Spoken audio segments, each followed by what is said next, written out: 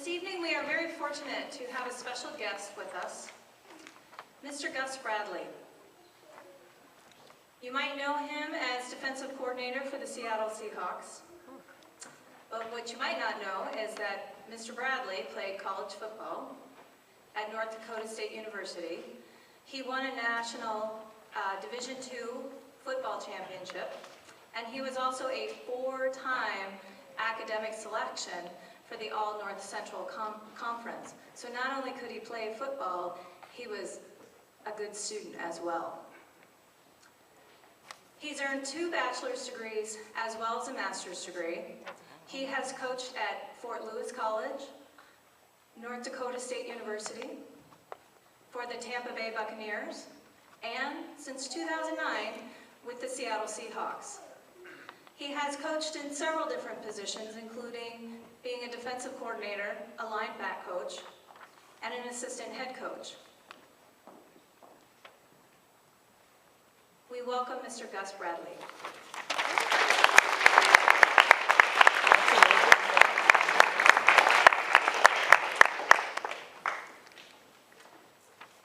This is a little bit different environment than I'm used to on a field that's 100 yards long and 50 yards wide. But I do want to thank, first of all, Father Polino.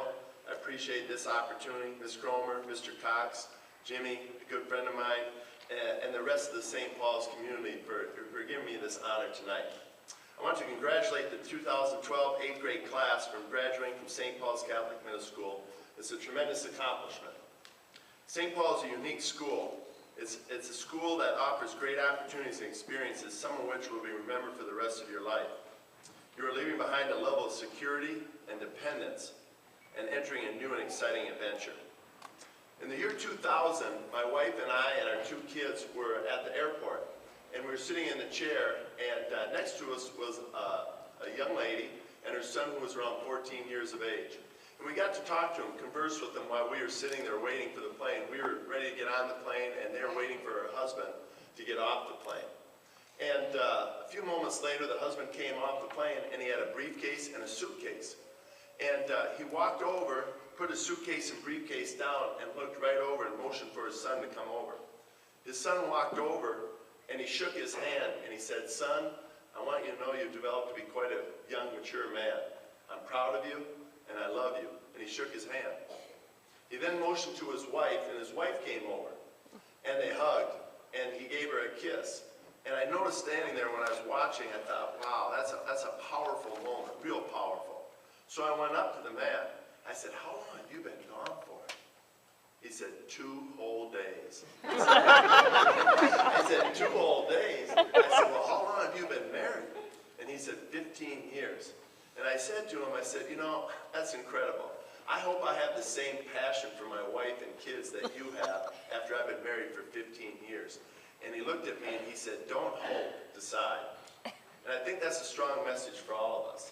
You know, it's time to make some decisions. We'd all like to visit with you about some of these decisions that we are going to be facing in the next couple of years.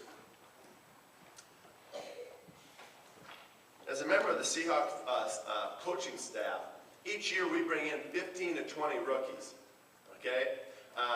You can imagine what's going through their head. They're coming from all over the United States, and they walk into our practice facility. You know, they're excited about the opportunity to enter the next stage of life, just like you guys are. And many of you have probably heard of one of our rookies that we drafted, Russell Wilson, our new quarterback that we brought in. But I would like to share with you some of the things that Russell Wilson, I talked to him today. I said, "Russell, what are you dealing with? What are you going through? You come from Wisconsin, North Carolina, you're taking on a new opportunity like this. What are some things going through your head?" And I wrote them down. He said, "I have some uncertainty on what to expect, but I'm excited about the opportunity." He said, "Number 2, I'm faced with a new set of expectations and responsibilities. Number 3, I'll be making new friends, but it's important for me to choose the right people to associate with so I can avoid distractions. Number 4, he's excited about the opportunity to find out truly what he has become." You know, and I'm talking to you guys right now, and you're facing these same opportunities what Russell's going through. Uncertainty, but excited about the next step. You're faced with new expectations and responsibilities requiring a new level of maturity. You'll be making new friends, and how important it is to choose friends that'll help you go where you want to go. And finally, taking the next step to defining who you are. You're entering a stage of independence where you'll be faced with deciding, not hoping. We prepare ourselves for many things that are to come and face us. The one thing that is certain is you'll be facing a lot of uncertainties, but that's a good thing, because you'll be allowed to make some of the decisions that you've been seeking. With all the newness, there's a single thread that you can count on. I know that I count on, and that single thread is God. Have God as the centerpiece helps you with your decision. So continue to lean on Him. If I could leave you, I was thinking about writing this, and I thought, you know what do I want everybody to leave here with? What do I want you as the 2012 class? Do I want you to leave here with what Russell Wilson's thinking or what you may be going through? What is the one message when you get in the car with your folks that you can talk about and say, okay, Coach Bradley spoke. What did you get from that? Well, here's the one thing that I want you to get. I want you to love God. That's the number one thing in your life, is to love God. In 1982, Nancy Reagan came up with the slogan, just say no. I know many of you parents have heard of this. The problem with this is that before we say no, we must identify what we're saying yes to. The yes empowers the no. By saying yes to God, we say no to the possible distractions that may be keeping you from making unwise decisions. Russell Wilson has a phrase that's on the top of his playbook. Every day he brings it in, and the phrase says, play for the audience of one.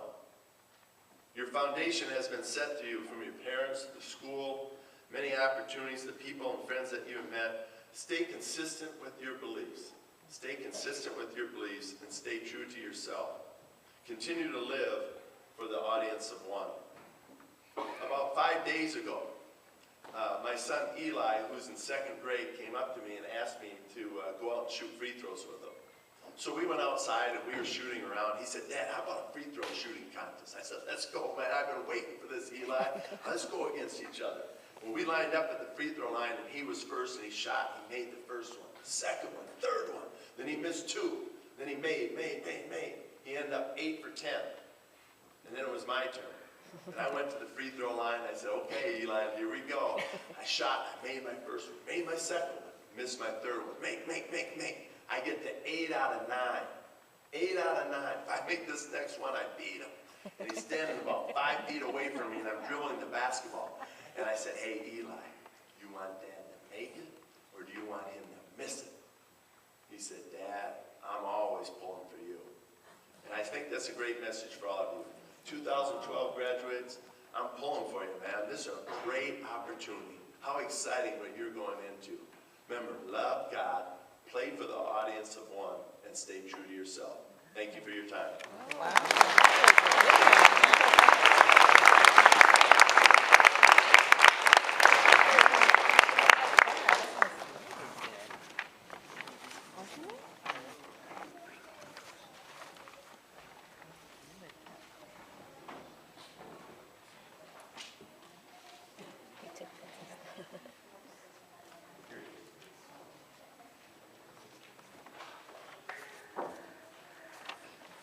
Thanks, Coach Bradley. Good advice. Now we move on to the awards section of our evening. So hold on a little bit more before we can get to those diplomas. First, I'd like to call on Mrs. Lisa Genduse, who is an alumni of St. Paul, whose children are alumni of St. Paul, and who is here tonight representing Kennedy Catholic to present an award for Kennedy Catholic High School. So, Mrs. Genduse.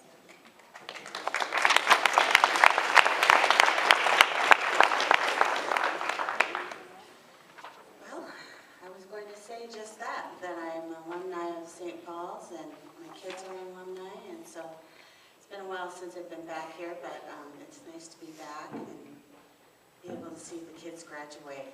I do work for the admissions department at Kennedy, and they're about, I think this is my 6th year now, and it's been great, and I do have a daughter that is also going to Kennedy, and she's going to be a senior. So, yeah, it's really nice to be back at St. Paul's. I'm going to present an award, And I was thinking about this student and when I met her, and I think it was a couple of months ago when she came in to register. And she came in with her mom, and never met her before, but we sat down and talked a little bit, and started signing her up for classes. And she was very enthusiastic, and very excited about going to high school. And we got her classes all put together and told her what she was taking, and she decided to take also a 0 period, which is an extra class. And she says, "Are there any more? Are there any more classes to take?" So we looked at her and said, "No, you can only take 6 classes. You can't take any more than that. That's good enough being a freshman. You're going to have a lot to do." So I went away thinking, well, this is, really great kid, very energetic, and she also has been described by her teachers as brilliant, energetic, and kind. So she's going to be a very good fit for Kennedy Catholic. So I am proud to present the Kennedy Catholic High School 2012 Principal's Award for Academic Achievement to Teresa Tran.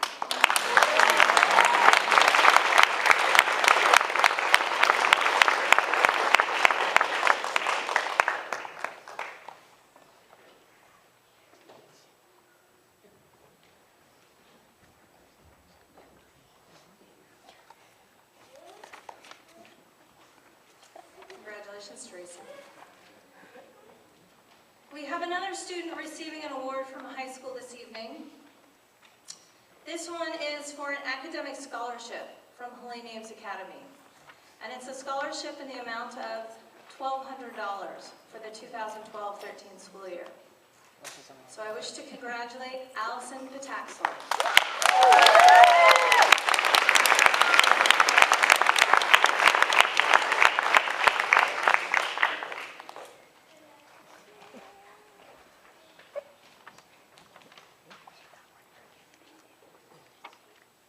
Sitting in this room, we have families who have made the significant choice to send their children to Catholic schools. The sacrifices you have made do not go unnoticed. You have given so much of yourselves to help your children in the St. Paul community. The families that I call tonight will no longer be in our midst on a day-to-day basis. Your child represents the last or the only child from your family to graduate from our school. Would the following graduates representing their families please come forward to receive a certificate of appreciation, and parents, please stand to be recognized. The family of Kiki Fukuhara.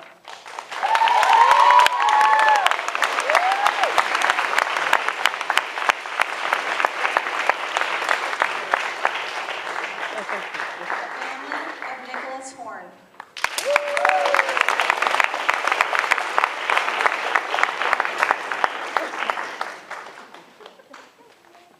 The family of Jada Jenkins.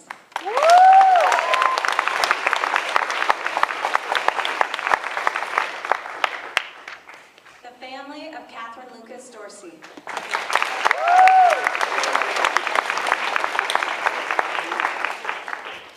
The family of Micah Johnson.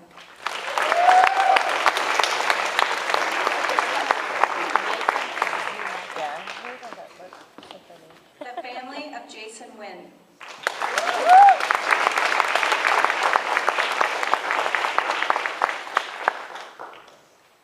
The family of Angelo Sally.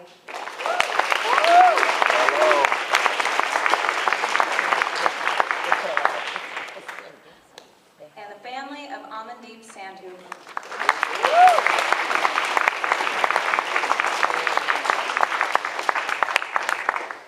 To all of you, we thank you for your commitment to Catholic education.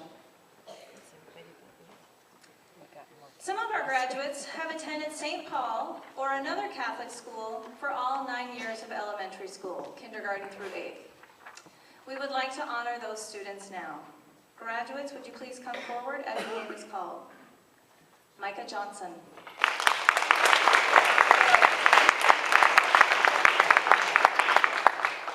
Catherine Lucas Dorsey.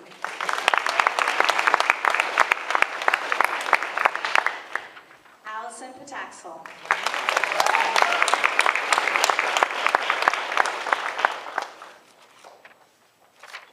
Angelo Sally.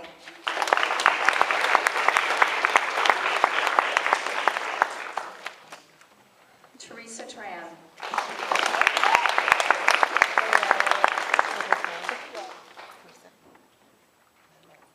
In addition to our students who have been here since kindergarten, we also want to acknowledge a student who has been with us since pre-kindergarten. This student started at St. Paul actually 11 years ago with, I believe it was Mrs. Phillips, in the pre-kindergarten program, and that is Nicholas Horn.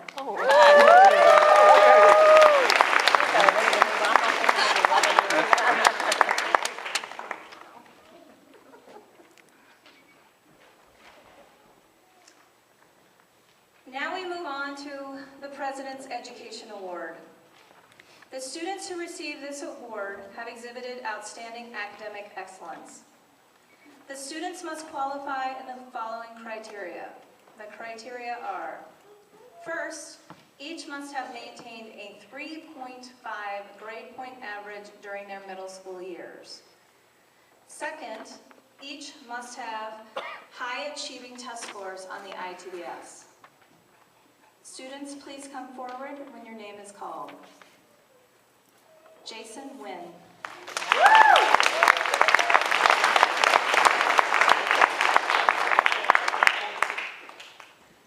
Allison Pataxel.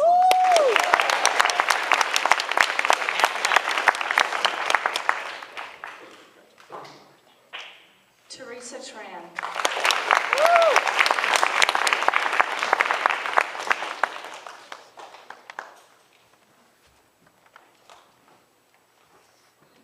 Our last award, and it seems like we've been giving awards out all day after our brunch and awards this morning, but our last award for this graduating class is the Christian Spirit Award. The recipient of this award embodies what we hope for all of our students. This student treats others with kindness, is respectful of classmates and teachers, follows the rules of the school, including our code of conduct, uses good manners, is consoling to others when needed, and tries to practice Christian values in their daily life. As highly as we value our academics, the greatest purpose of a Catholic education is to help form people of outstanding moral character. We, the faculty of St. Paul, feel this year's recipient embodies these qualities. The recipient for this year's Christian Spirit Award goes to Tajay McAllen.